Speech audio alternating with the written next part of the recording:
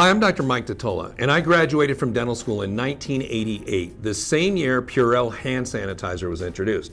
Now, I can't think of any dental material from 1988 that I still use today, but hand sanitizers have not improved in the last 33 years. They're still 65 to 70% alcohol. So when I saw ZaPro and it's 94.4% alcohol, I thought it was a typo. I mean, there's plenty of studies in the literature showing that the higher the alcohol concentration, the greater the degree of kill, and it happens more quickly. So if you're using a 70% hand sanitizer, the CDC recommends that you use enough so that you're cleaning your hands for 30 seconds before the alcohol evaporates. Time yourself or your staff the next time hand sanitizer is being used, and don't be surprised if you're only doing it for 5 to 8 seconds long. And I'm not trying to make you feel guilty if you're not doing it for the full 30 seconds. But I am saying if we're going to clean for shorter times, we should step up to a 94.4% alcohol hand sanitizer. So you might have the same question I did. How did CAO Group manage to produce a 94.4% hand sanitizer while Purell has been stuck at 70% alcohol for decades? It all comes down to thickeners, and as it turns out, CAO Group has been in the thick of thickeners for over 30 years. The first thickener they created was polyvinyl pyridone, and this was the original thickening agent in dental bleaching gels. Now, we all know that bleaching is simply a matter of getting hydrogen peroxide in contact with the teeth, but it needs to be in contact with the teeth for 30 to 40 minutes to work, and hence a thickener to keep the hydrogen peroxide suspended in the gel.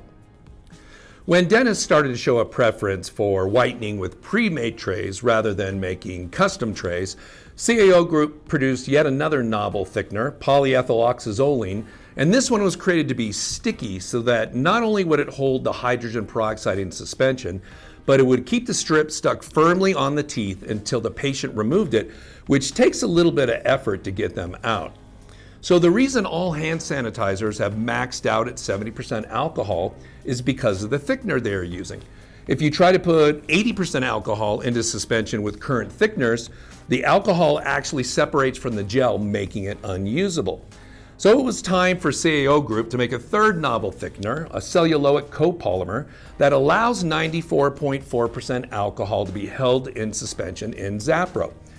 Well, I can guarantee that's more than you ever wanted to know about thickeners in dentistry, but I wanted you to know how ZaPro is able to have an almost 25% higher concentration of alcohol than other hand sanitizers. Or you can do what I did the first time I tried it. I put some on my hands, I rubbed them together and sniffed my palm.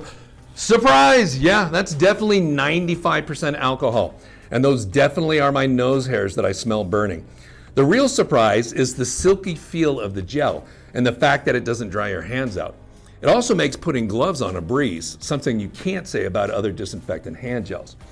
If I learned anything during this pandemic, it's how many times per day I touch my face, and then I'm basically powerless to stop it from happening. Now when I touch my face, it's after blasting all the pathogens on my hands with ZaPro's 94.4% alcohol kill power. Just try it once and see how good your hands feel. And if you don't believe ZaPro is 94.4% alcohol because it leaves your hands feeling so good, you can always sniff it and see.